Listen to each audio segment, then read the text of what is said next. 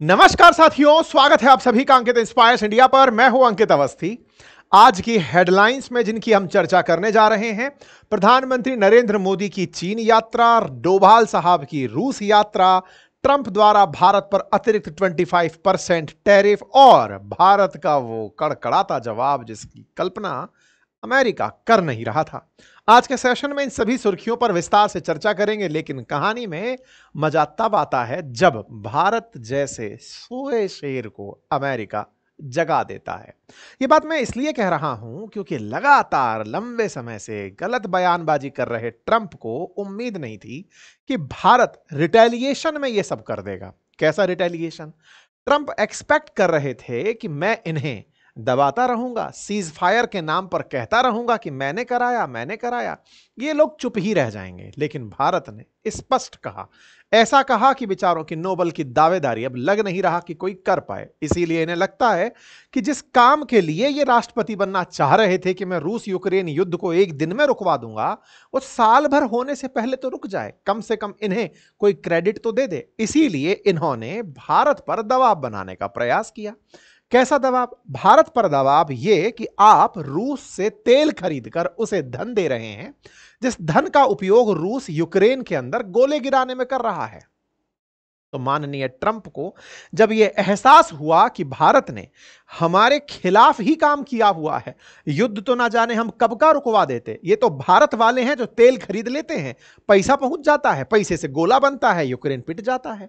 कुल मिलाकर के इन्होंने एक समझदारी भरा कदम चला। लेकिन इस समझदारी भरे कदम पर हमने अपनी प्रतिक्रिया पहले ही दी थी कि असल में यह समझदारी इतना लेट से क्यों आई और यह समझदारी असल में बेवकूफी क्यों है, यह हमने बताने का प्रयास आपको किया था।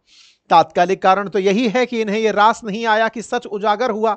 जैसे ही इधर पीएम ने संसद में कथन सत्य कहा, उसके तुरंत बाद यह भड़क कर टैरिफ की घोषणा कर दिए थे। टैरिफ की घोषणा को इन्होंने साथ साथ कहा कि पेनल्टी लगाएंगे क्योंकि तुम रूस से व्यापार करते हो।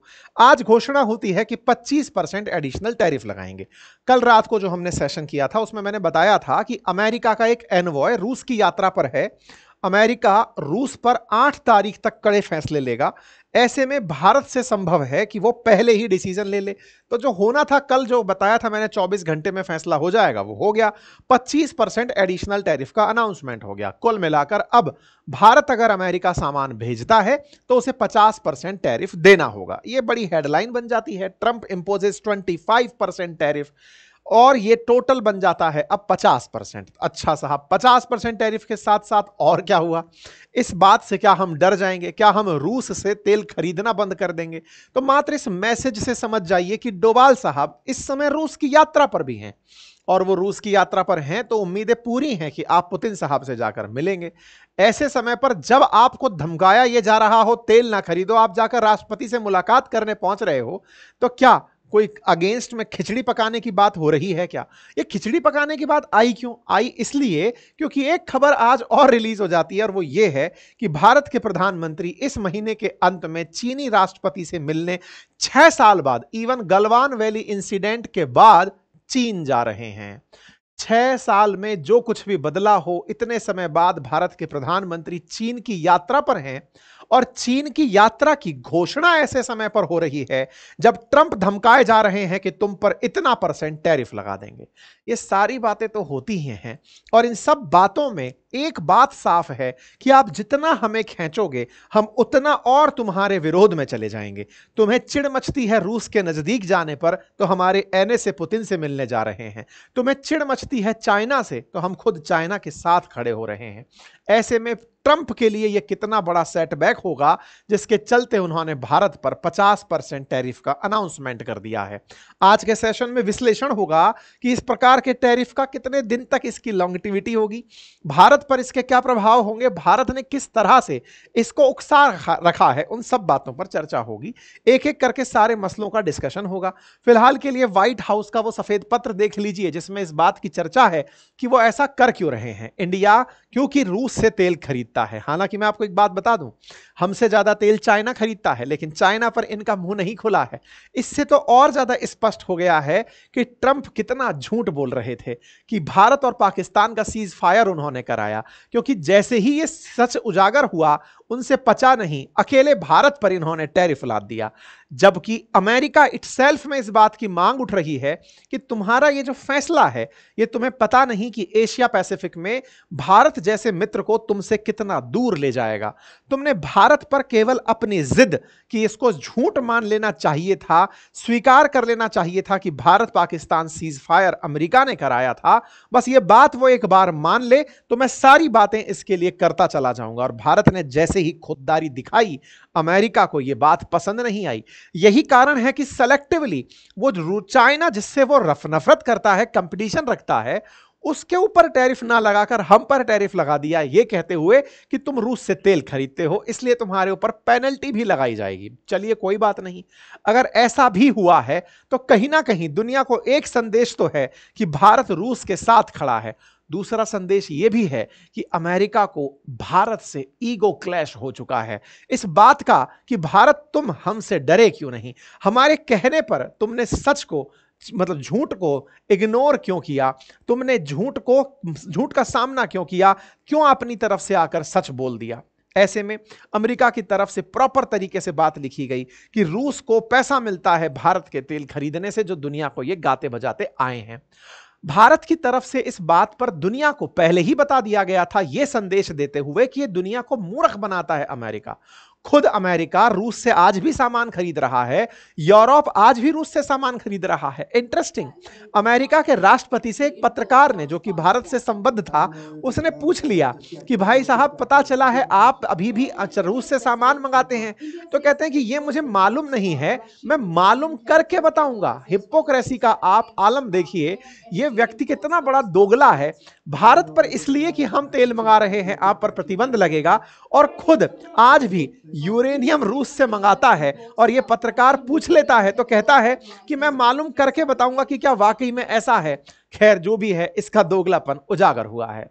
अब इस दोगलेपन की कीमत क्या चुकाएगा अमेरिका, वो समझिए। देखिए, यह सत्य है कि अमेरिका को इंडो पैसिफिक में अपने लिए एक अलाय चाहिए, एक ऐसा ट्रस्टवर्दी और लॉन्ग स्टैंडिंग मित्र चाहिए जो कि कभी ना कभी चीन के खिलाफ अमेरिकी धड़े में शामिल हो।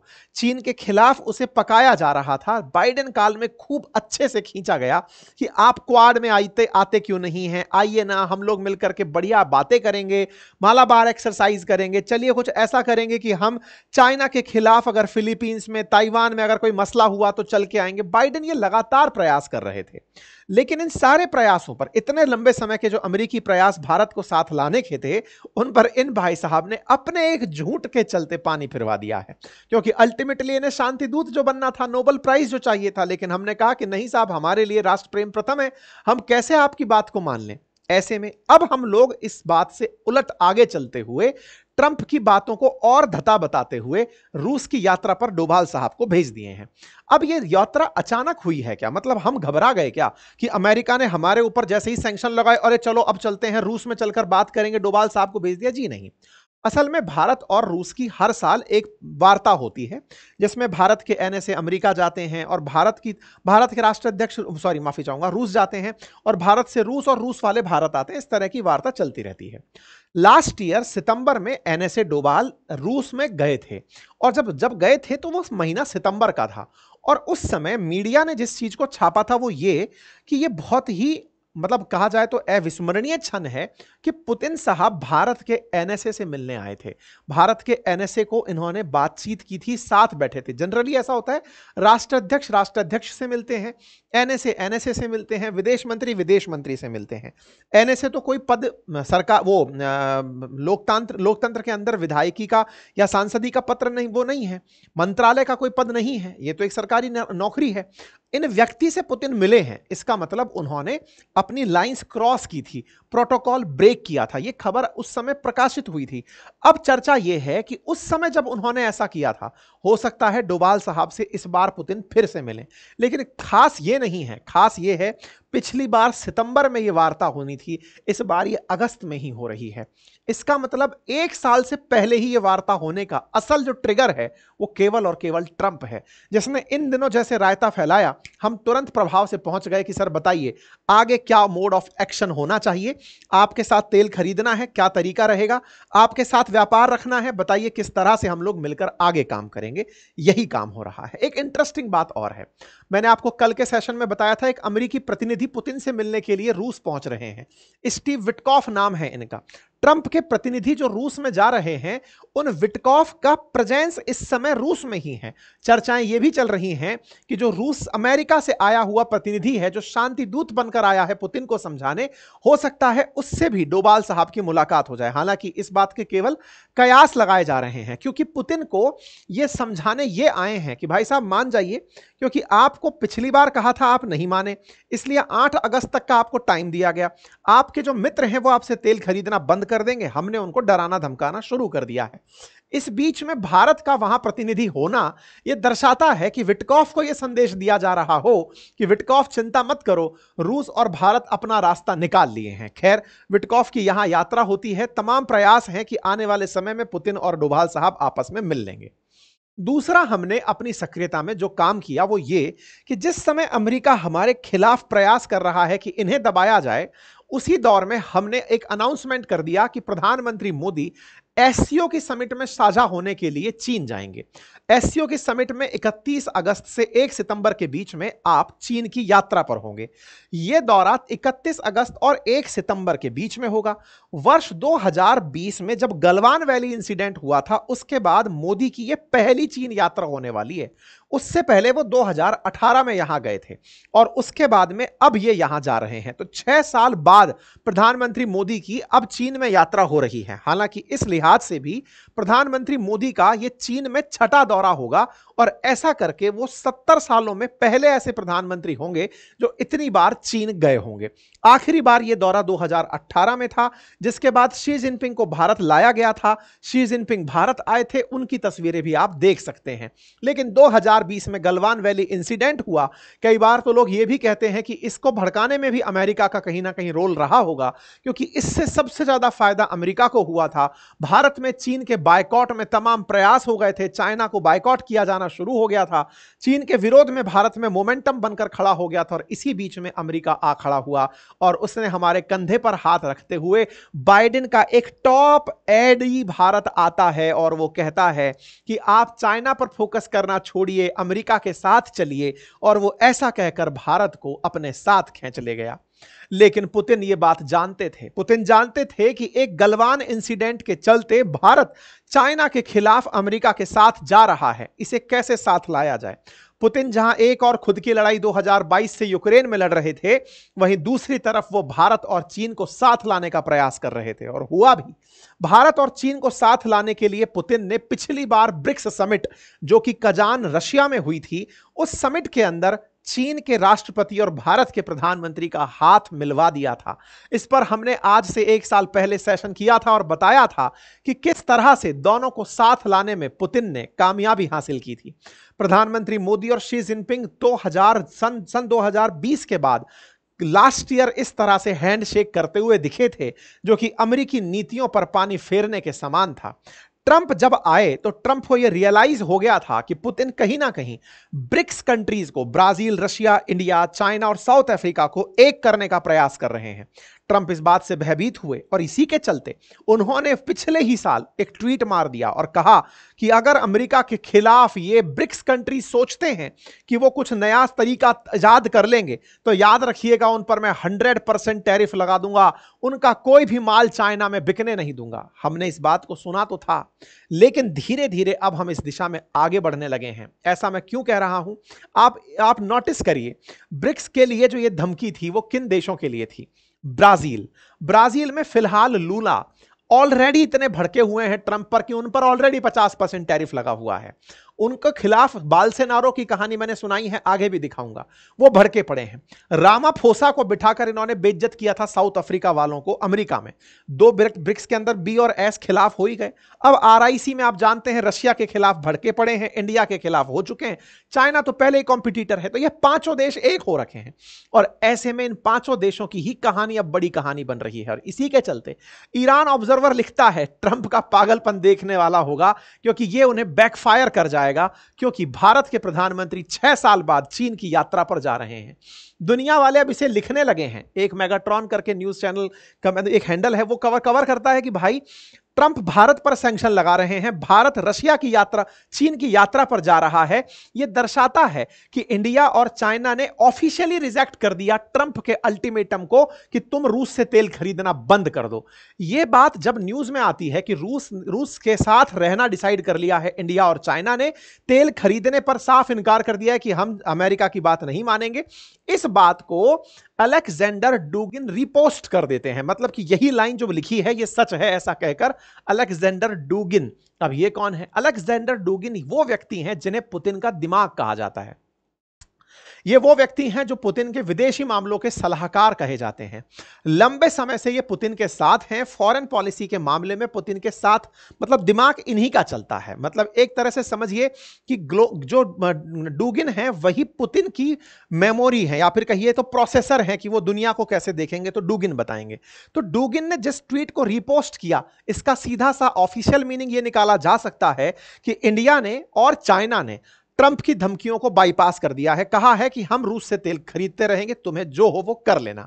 ऐसे में भारत इतना बड़ा कदम अगर उठा रहा है तो इसके पीछे कहीं ना कहीं ब्रिक्स की कोई साझा रणनीति होगी। मैं ऐसा क्यों कह रहा हूं?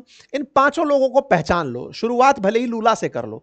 लूला को चाइना अमेरिका वाले काफी धमका रहे थे। साथ ही साथ में रामाफोसा के साथ जो किया वो आपके सामने है, बिठाकर व्हाइट हाउस में जो इंसल्ट की, जिस पर हमने व्हाइट हाउस में जेलेंस्की 2.0 करके एक सेशन किया था। साउथ अफ्रीका ने इस बात में बहुत ज्यादा ट्रंप के खिलाफ फिर भला बुरा कहा था, लेकिन ट्रंप गुस्सा होकर के उसके ऊपर 30% टैरिफ लगा दिए।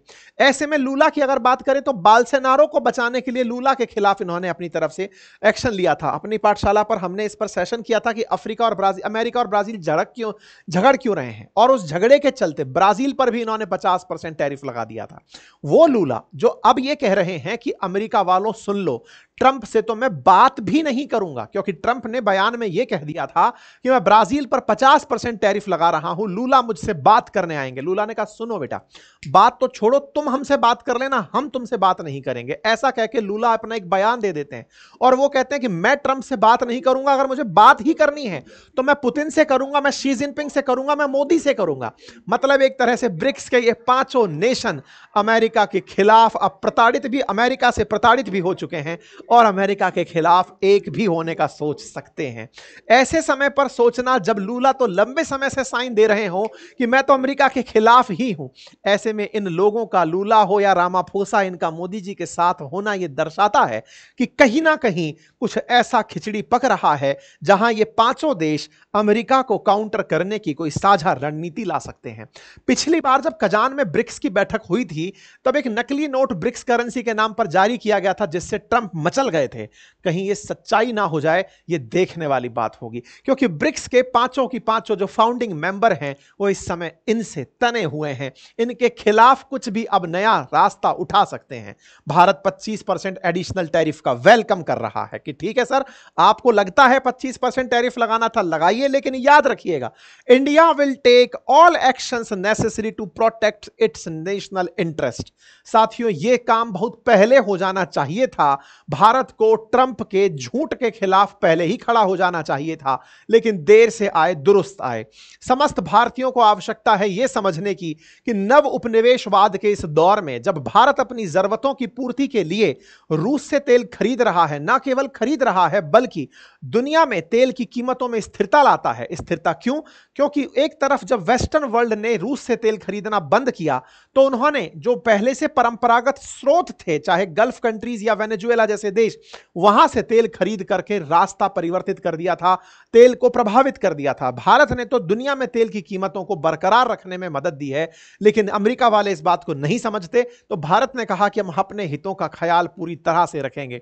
देखना होगा साथियों, आने वाले समय में भारत पर अत्यधिक कितने टैरिफ लगाए जा सकते हैं। मेरा मानना है कि ये कहीं ना कहीं 1.5 महीने के भीतर भीतर 100% टैरिफ का एक बार तो हमें टेस्ट दिलाएंगे। हालांकि टिक नहीं पाएंगे, क्योंकि भारत अब अकेले इस मामले को नहीं लेकर चलने वाला है। कहीं ना कहीं वो रूस, चाइना, ब्राजील, इन साउथ अफ्रीका, इन सबको साथ में लेकर, क्योंकि 50% पर पहुंच चुके हैं भारत और ब्राजील, 30% पर साउथ अफ्रीका, चाइना वालों के साथ डील की बात चल रही है, रशिया ऑलरेडी सैंक्शनड है। ऐसे में अगर ये पांचों कुछ खिचड़ी पकाते हैं और दुनिया में अमेरिका को आइसोलेट करने का कोई प्लान ले आते हैं, तो ये दुनिया के लिए एक अपने आप में बड़ी मिसाल कायम करेगा। बाकी आप लोग इस विषय पर क्या सोचते हैं, अपनी राय कमेंट बॉक्स में जरूर रखिएगा। साथियों, अगर आप राजस्थान से हैं और राजस्थान के इतिहास में रुचि रखते हैं, तो आज हमने एक बहुत ही बेहतरीन सेशन पैनल डिस्कशन में रखा था, जिसमें मराठों के, अभी हाल ही में क्या हुआ है कि एनसीईआरटी की किताब में मराठों का एक मैप दिखाया गया है। उस मैप में राजस्थान के बहुत से क्षेत्रों को यह दिखाया है कि कभी वो मराठों के गुलाम थे। इस बात पर हमने हिस्टोरिक तरीके से यह दिखाने का प्रयास किया है। आप समझिएगा उस बात को कि इसमें कितनी तथ्यात्मक त्रुटि है, एनसीईआरटी असल मायने में कहां गलतियां कर रही है, क्या सही कर रही है। अगर आप राजस्थान का परिप्रेक्ष्य जानना चाहते हैं तो अंकित इंस्पायर्स राजस्थान पर आ जाइए, वहां पर खबरों का विश्लेषण राजस्थान के लिए हो रहा है। लिंक उसका कमेंट बॉक्स में पिन है। बाकी हमारे एप्लीकेशंस, अपनी पाठशाला और बातें बाजार की पर जाते रहिए, वहां पर हमारे नए नए कोर्सेज, हमारी बुक्स, हमारे कोर्सेज उपलब्ध हैं, आप उन्हें एक्सेस कर सकते हैं। आपका समय शुभ हो, बहुत बहुत धन्यवाद।